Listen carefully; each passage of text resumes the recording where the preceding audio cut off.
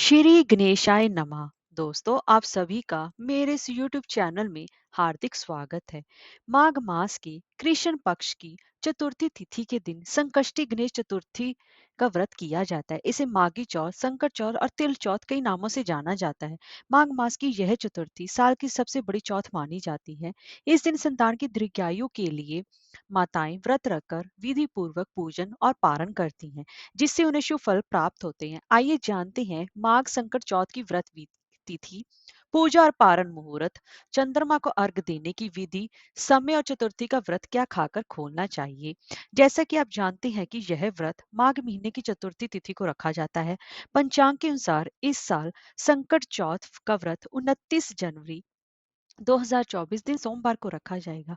यह दिन गणपति जी को समर्पित भी है और यह व्रत संतान के लिए सबसे ज्यादा शुभ फलदायी माना जाता है।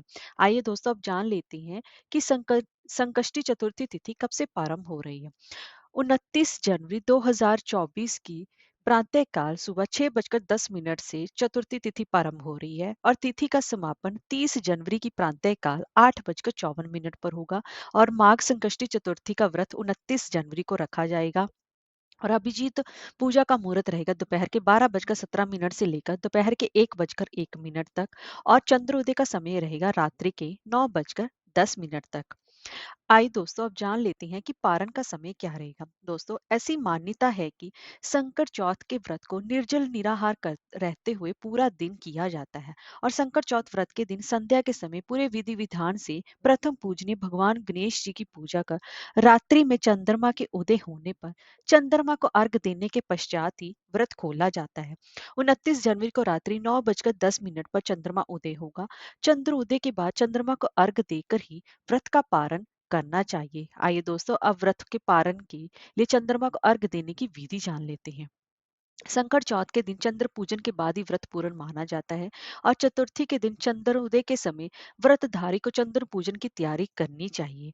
तो ऐसे में आपको एक लोटा लेना चाहिए, उसमें कच्चा दूध, दूर्वा, सुपारी, गंध, अक्षत डालकर सबसे पहले आपको भगवान गणेश जी का पूजन अर्चन करना चाहिए।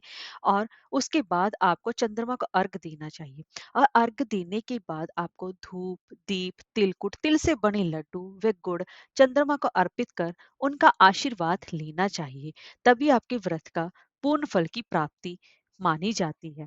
तो दोस्तों, इस तरीके से आपको संकट चौथ व्रत का पारण करना चाहिए। अब जान लेते हैं कि हमें व्रत क्या खाकर खोलना चाहिए। शास्त्रों में संकष्टी चतुर्थी संकटों को हरने वाली मानी जाती है, इसलिए पूरे विधि विधान के साथ व्रत के बाद आपको पारण जरूर करना चाहिए। तभी आपको व्रत की पूर्ण फल की प्राप्ति होगी। व्रत का पारण व्रत खोलने को ही कहा जाता है। शास्त्रों के अनुसार संकट चौथ व्रत का पारण चंद्रमा को अर्घ देने के बाद जल ग्रहण कर या फिर पूजा में चढ़ाए हुए फल, दूध या फिर तिलकुट का सेवन करके ही आपको खोलना चाहिए। बहुत सी जगह पर लोग शकरकंद या चावल की खीर से व्रत समाप्त करते हैं। व्रत हमेशा मीठे के साथ ही खोलना चाहिए, इस बात का विशेष रूप से आप ध्यान रखें। आप चाहे तो तिल के बने लड्डू खाकर ही व्रत का पारण करें। हरे कृष्णा, राधे राधे।